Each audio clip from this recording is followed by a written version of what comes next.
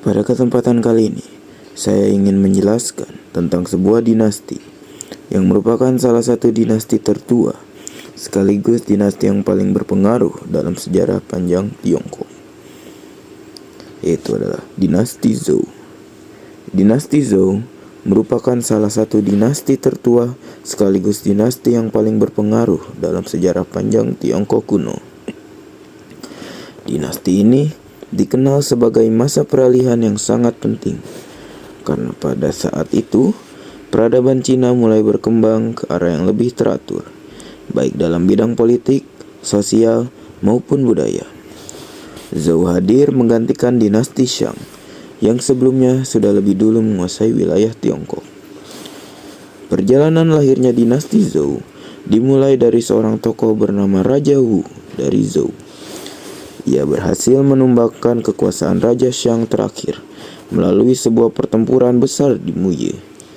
Kemenangan itu bukan hanya mengakhiri kejayaan Shang, tetapi juga membuka jalan bagi berdirinya sebuah dinasti baru yang akan menguasai Tiongkok selama berabad-abad. Dinasti Zhou berdiri pada tahun 1046 sebelum Masehi dan terus bertahan hingga 256 tahun sebelum Masehi. Bayangkan, hampir 8 abad lamanya Zhou memegang kendali, menjadikannya dinasti dengan masa kekuasaan paling panjang dalam sejarah Tiongkok. Tidak heran, pengaruh dinasti ini begitu kuat dan meninggalkan jejak panjang hingga dinasti-dinasti setelahnya. Raja Wu sendiri memerintah sejak tahun 1046 sebelum Masehi hingga akhir hayatnya pada tahun 1043 sebelum Masehi.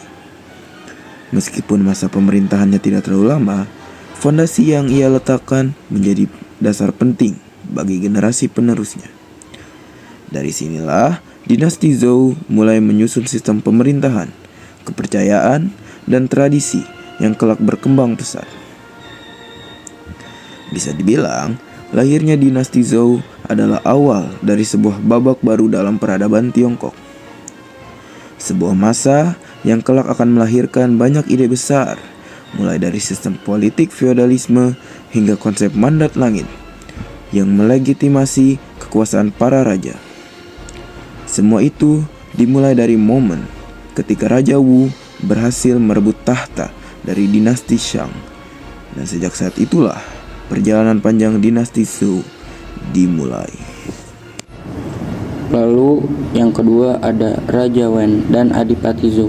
Raja Wen adalah ayah dari Raja Wu. Meskipun tidak sempat secara langsung menggulingkan dinasti Shang, dianggap sebagai sosok visioner yang meletakkan dasar bagi berdirinya dinasti Zhou.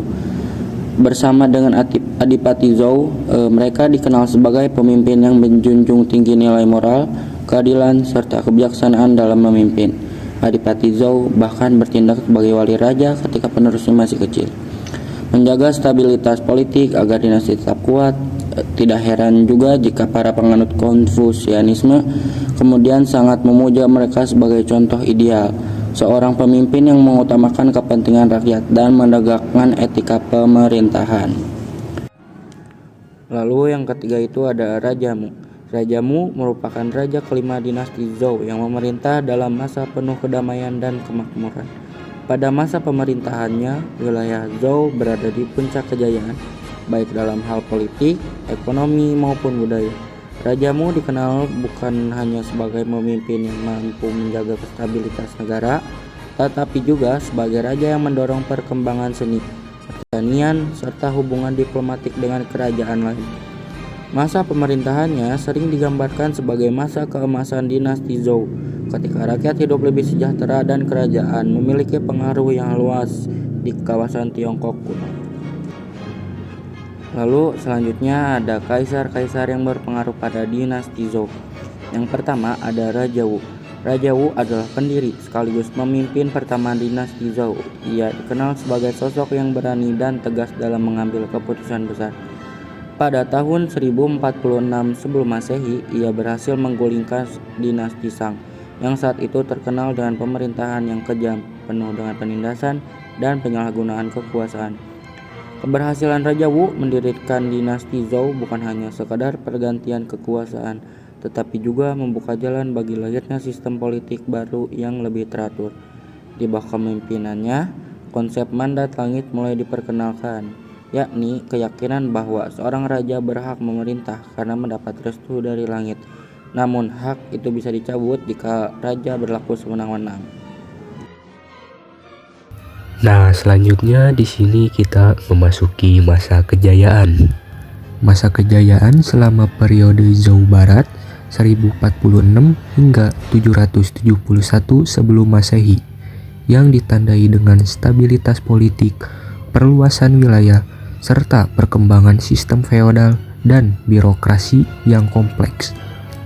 Dinasti Zhou juga memberikan kontribusi yang signifikan terhadap inovasi teknologi, pencapaian budaya, dan kemajuan infrastruktur. Inovasi tersebut meliputi peningkatan penggunaan perunggu, pengembangan peralatan dan senjata besi, pengembangan busur silang, proyek irigasi besar-besaran, dan penemuan sumpit. Lalu, kita memasuki kehidupan sosial budaya dan kehidupan politik pada dinasti Zhou. Dinasti Zhou menggunakan sistem feodal yang dikenal sebagai Fengjian, yang berarti kemapanan, untuk menciptakan hierarki kekuasaan seperti peradaban lembah sungai lainnya. Pada masa itu, masyarakat di bawah dinasti Zhou menganut sistem patriarki. Para pria memilih anak-anak mana yang akan dididik dan siapa yang akan dinikahi putri-putri mereka. Kehidupan politik dinasti Zhou ditandai oleh sistem feodal Fengjian, di mana raja memberikan hak atas tanah kepada kaum bangsawan yang pada gilirannya memiliki tugas untuk melayani raja, terutama selama perang. Seiring waktu, sistem ini melemah, menyebabkan munculnya periode Zhou Timur yang dibagi lagi menjadi periode musim semi dan musim gugur, dan negara-negara berperang, di mana negara-negara kecil yang saling bertikai menjadi kuat hingga akhirnya ditaklukkan oleh negara Qin. Kehidupan ekonomi. Tiongkok di bawah dinasti Zhou memiliki perekonomian yang berpusat pada produksi pertanian. Industri kerajinan perunggu terus maju, menjadi bagian penting dari alat pertanian dan senjata yang dikendalikan oleh negara. Peningkatan teknologi pertanian seperti bajak besi dan sistem irigasi skala besar meningkatkan surplus panen dan mendukung pertumbuhan populasi. Peninggalan dinasti Zhou.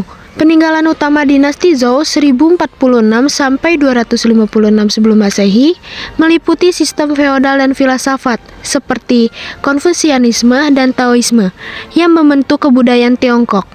Seni perunggu dan giok yang lebih banyak dan beragam daripada masa sebelumnya. Proto-porselen berglasir hijau, peralatan rumah tangga seperti tripod dan mangkuk, serta teknologi seperti bajak sapi dan pengecoran besi. Masa keruntuhan. Masa keruntuhan dinasti Zhou adalah periode kekacauan politik yang dimulai sekitar tahun 771 sebelum Masehi, ketika ibu kota dan Raja Zhou diserang dan dibunuh, berlanjut melalui periode musim semi dan musim gugur, dan periode negara-negara berperang, di mana penguasa feodal memperoleh kekuatan yang lebih besar dan saling berperang, dan berakhir pada tahun 256 sebelum Masehi ketika negara Qin menaklukkan sisa-sisa kerajaan dan mengakhiri pemerintahan Zhou.